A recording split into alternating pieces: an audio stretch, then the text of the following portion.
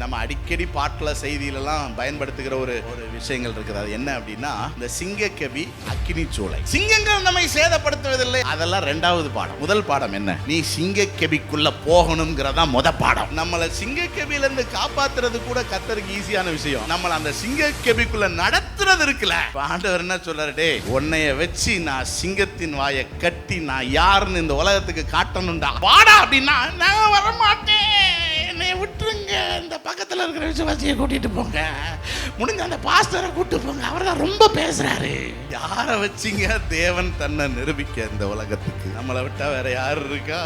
சிங்கக்கெபிக்குள்ள போகணுங்கிற அந்த மனநிலை நமக்கு வேணும். சிங்கத்தின் வாயை கட்டுறது யார் வேலை? நம்ம போக வேண்டியது, படுக்க வேண்டியது, தூங்க வேண்டியது, இதுதான் நம்ம வேலை. நம்ம கட்டிட்டீங்களா, நல்லா இழுத்து பாருங்க, பார்க்க கன்ஃபார்ம் ஆனா தான் நம்ம உள்ள போவோம். நீ வரவே வேண்டான்ட்டு ஒன்று டிஸ்குவாலிஃபை பண்ணி வீட்டுக்கு அனுப்பிடுவார். சிங்கக்கெபிக்கு நான் வேற ஆளை பார்த்துக்க. எப்படிங்க நம்ம வாழ்க்கை மேன்மை அடைய?